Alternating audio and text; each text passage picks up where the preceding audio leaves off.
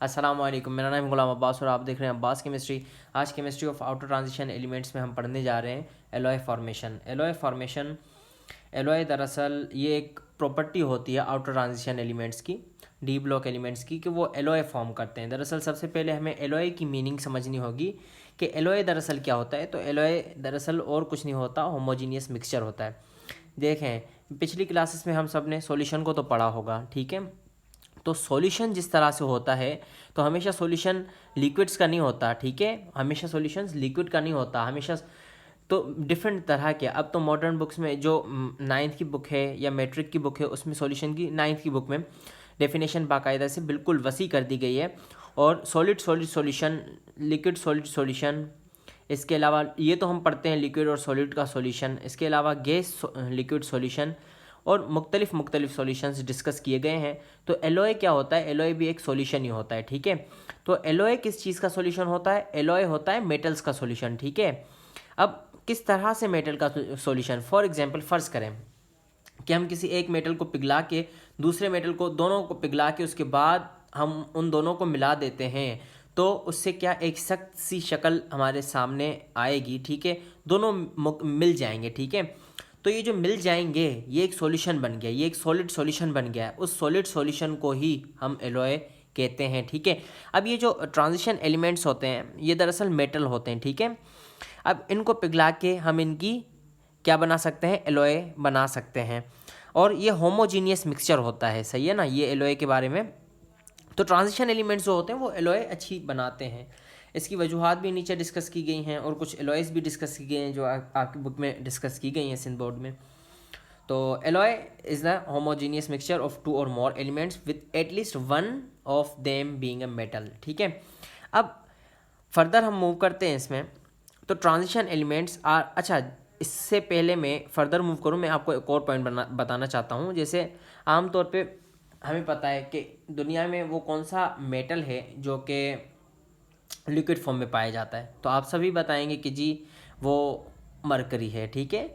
तो मरकरी जो liquid form में है, तो अगर वो लिक्विड होता है तो उसकी भी हम एलॉय बना सकते हैं। मरकरी की खास तौर पे ये होती है, जैसे फॉर एग्जांपल आप अगर सर्च करेंगे यूट्यूब पे तो आप देखेंगे भी कि जी जो मरकरी होता है उसमें सोना डालते हैं, वो उसमें घुल जाता है, ठीक है। वो भी एक एलॉय होती है, ठीक है। लेकिन मरकरी की जो भी एलॉय होती है, हम उसे अमलगम कहते हैं। क्या कहते हैं? अमलगम कहते हैं, ठीक है। ये बात आपने याद रखनी है कि मरकरी की जब भी एलॉय बनती है तो वो अमलगम कहलाती है।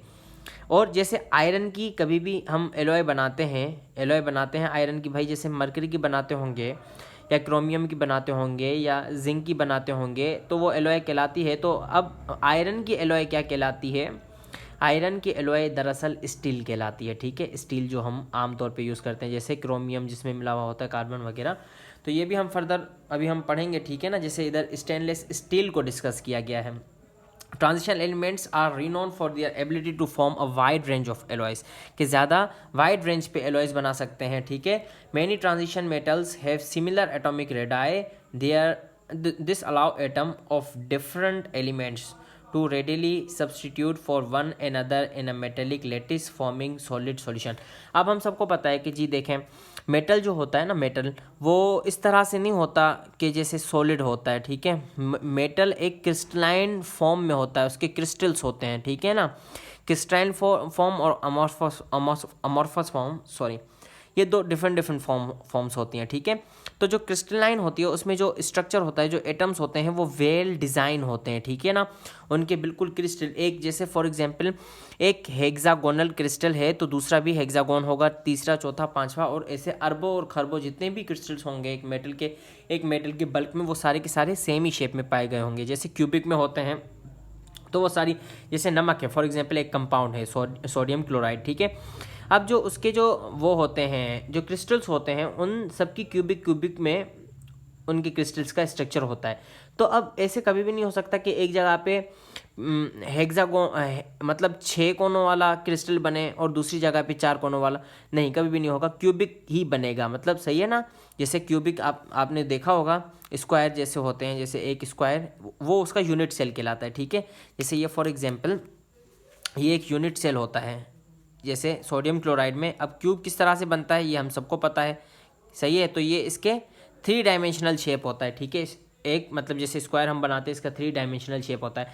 तो दरअसल अब ये तो मतलब ये क्रिस्टलाइन फॉर्म मैंने आपको समझानी थी कि एक जैसे ही क्रिस्टल्स बनते हैं, ठीक है। Many transition metals have similar atomic radii this allow atom, यही वजह होती है। देखें अब उनका एटॉमिक रेडियस है ना, जैसे स्कैंडियम से लेके जिंक तक हम मूव करते हैं, तो जो सारे के सारे होते हैं इन सब की जो होता है, इन सब का जो वो होता है मतलब स्ट्रक्चर होता है, जो इनकी साइज़ होती है, एटॉमिक रेडाई होता है, वो कोई इतना बड़ा डिफरेंस उसमें नहीं होता, ठीक है ना। तो अब सारे के सारे एक ही तरह के उनके एटॉमिक रेडियसेस रेडाई हैं, तो ये इजीली मिक्स हो सकते हैं आपस में और एलॉय फॉर्म कर सकते हैं। और ये देखें अब ये जो एटम है, ये जो क्रिस्टल्स में ये हर एक कोना है जो उस पर एक एटम है, ठीक है। अब ये लाइन जो बता रही है, ये बता रही है कि जी इसके जो एटम्स होते हैं वो रिप्लेस हो जाते हैं एक दूसरे से, मतलब इजीली एक ही साइज़ होगी तभी तो रिप्लेस होंगे, ठीक है। तो मतलब तकरीबन एक साइज़ होगी तभी तो रिप्लेस होंगे, तो ये अलाउ करता है, इस वजह से ये एलॉय अच्छी तरह से फॉर्म कर सकते हैं, ठीक है ना। Transition metal exhibit a strong metallic bonding due to the delocalisation of electrons including those in the d orbital. The bonding facilitate the formation of stable alloys. अब डीलोकलाइजेशन इधर बहुत ही ज़्यादा इंपॉर्टेंट लफ्ज़ इस्तेमाल हुआ है, डीलोकलाइजेशन। डीलोकलाइजेशन की माना क्या होती है, इसकी मतलब ये होती है जैसे लोकलाइज और डीलोकलाइज, सही है, ये दो लफ्ज़ आपने याद रखने। अब लोकलाइज की माना होती है कोई भी चीज़ फिक्स, जैसे मैं ये घर में ही रहते हैं, मैं लोकलाइज रहता हूँ, ठीक है ना। डीलोकलाइज मतलब लोकलाइज नहीं। इसी तरह से जो फिक्स इलेक्ट्रॉन्स होते हैं, पिछले लेक्चर्स में भी बता चुका हूँ, जो फिक्स इलेक्ट्रॉन्स होते हैं उन्हें हम कहते हैं कि जी ये लोकलाइज हैं। जो फिक्स इलेक्ट्रॉन्स नहीं होते और मूवेबल होते हैं, मतलब मूव कर सकते हैं एक जगह से दूसरी जगह, जैसे आमतौर पे मेटल्स में यही होता है, उन्हें हम डीलोकलाइज्ड इलेक्ट्रॉन्स कहते हैं, ठीक है ना। तो मेटल्स के पास ये डीलोकलाइज्ड इलेक्ट्रॉन्स होते हैं, including those in the D orbital. This bonding facilitate the formation of stable alloys. देखें हम सबको पता है कि मेटलिक बॉन्डिंग होती है किसमें, मेटल्स में, ठीक है। इनके जो एटम्स होते हैं, जो क्रिस्टल मैंने बताया कि भाई एक क्रिस्टल बनता है तो वो दरअसल आयंस के दरमियान बनता है। जो इलेक्ट्रॉन्स होते हैं वो एक सी ऑफ इलेक्ट्रॉन मूवेबल होता है, इसी वजह से मेटल्स की ये प्रॉपर्टी होती है कि वो करंट पास कर सकते हैं, ठीक है ना। अब alloy of transition metal exhibit greater rigidity, strength, lightweight and shine comparison to pure metals. They also possess enhanced resistance against corrosion.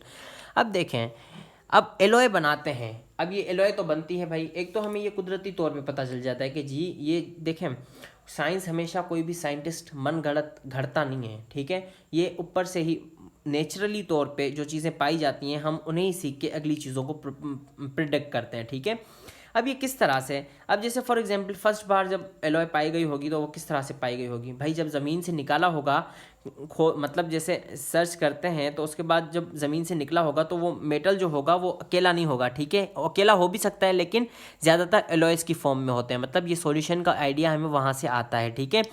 अब इन सॉल्यूशन बनाने का फ़ायदा क्या होता है, ठीक है, इनकी रिजिडिटी, स्ट्रेंथ वगैरह लाइट वेट हो जाती हैं, ये इनकी शाइन कंपेरिजन वगैरह प्योर मेटल्स जो होते हैं उनके कंपेरिजन में ज़्यादा इनकी प्रॉपर्टीज हो जाती हैं। जैसे मैं आपको एक एग्जांपल दूंगा, जैसे फॉर एग्जांपल हम कोरोजन जो जंग लग जाता है, सही है ना, दरवाजे वगैरह को या लोहे की जो भी चीज़ें होती हैं, आमतौर पे हम ये जो केमिकल रिएक्शन है, जैसे आयरन की जो सतह होती है उस पर जब नमी हो जाती है और पानी और ऑक्सीजन की मौजूदगी में क्या हो जाता है, जंग लग जाता है, आयरन के ऑक्साइड्स बन जाते हैं, हाइड्रो ऑक्साइड्स बन जाते हैं। तो ये किस वजह से होता है, क्योंकि जी आयरन होता है जो वो उसकी बर्दाश्त नहीं होती कि जब ऑक्सीजन जब जाता है इलेक्ट्रोनेगेटिव एटम तो उसके साथ बॉन्डिंग बना लेता है, किसकी मौजूदगी में, वाटर की मौजूदगी में, नमी की मौजूदगी में, सही है ना। जैसे हम आम तौर पे नमी वाला जब भी हम गील मतलब ऐसी चीज़ें बारिश वगैरह जब भी होती है तो जंग लग जाता है। तो ये क्यों होता है, क्योंकि बारिश पानी और ऑक्सीजन जंग लगने को फैसिलिटेट करते हैं। अब जंग होता है क्या, आयरन के हाइड्रो ऑक्साइड मतलब बन जाते हैं, आयरन हाइड्रो ऑक्साइड बन जाता है, ठीक है। तो ये जंग लग जाता है। अब हम किस तरह से ये हम बचा सकते हैं कि जी भाई इस चीज़ को जंग ना लगे, जैसे स्टील होता है, सही है। तो अब आयरन जो अकेला होता है, जैसे फॉर एग्जांपल आयरन को हम यूज़ करते हैं, बहुत ज़्यादा इसके रोल्स हैं, सही है ना।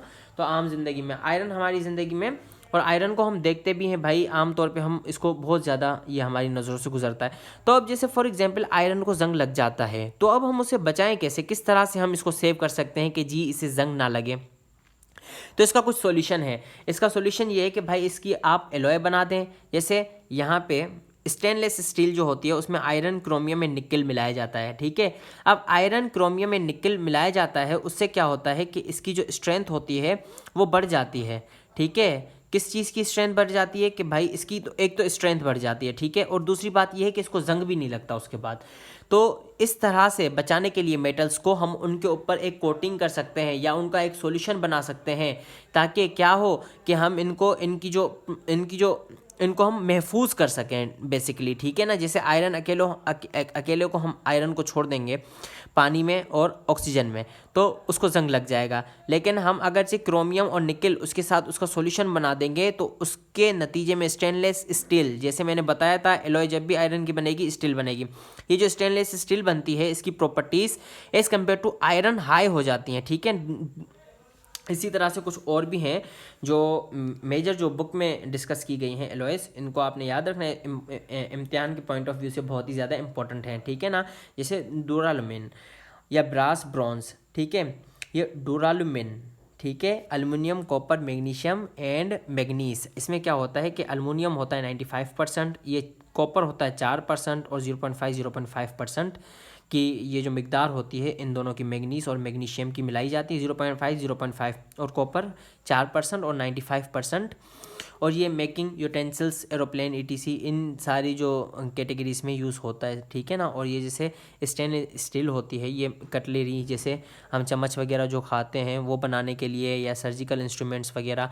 और स्टील के तो बहुत ही ज़्यादा यूजेस हैं। आपने आमतौर पे ये आयरन एक ऐसा मेटल है कि जिसको हम आमतौर पे ज़्यादा देखते हैं, ठीक है ना। और दूसरी बात यह है कि आयरन की जो एलॉय है वो भी हमें ज़्यादा स्टील देखने को मिलती है, ठीक है ना। और इसी तरह से ब्रास और ब्रॉन्ज आपको ये याद रखनी है दोनों, कि ब्रास जो होती है वो कॉपर एंड जिंक, ब्रॉन्ज जो होती है कॉपर एंड अल्मुनियम, ये दोनों आपने याद रखनी है, ठीक है ना। ये प्लम्बिंग ऑटोमोटिव पार्ट्स वगैरह ये बनाने में काम आता है ब्रास, ठीक है ना। और ब्रॉन्ज जो होता है इन मेकिंग मेडल्स या स्टेचूज या कॉइन्स वगैरह होते हैं। जैसे ब्रॉन्ज जो कॉपर, अब आपने याद ये रखना है कि दोनों में जो मेटल यूज़ होता है वो कौन सा है, कॉपर। उसके बाद ब्रास में जिंक होता है और ब्रॉन्ज में अल्मुनियम होता है, ठीक है ना।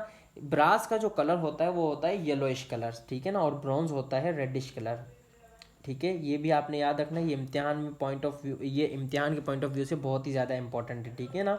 और ये जो ब्रास होता है ना इसको जंग लगना मुश्किल होता है एज़ कम्पेयर टू ब्रॉन्ज। ये चीज़ें आपने ये जो आखिरी की पॉइंट्स बता रहा हूँ ये याद रखनी है, क्योंकि ये इम्तिहान में एज ए MCQs आपको ज़रूर टकरा सकती हैं। Thank you so much for watching, thank you so much for your attention. अगर आपको लेक्चर अच्छा लगा हो तो आपने वीडियो को लाइक भी करना है और चैनल को लाजमी तौर पर सब्सक्राइब करना है।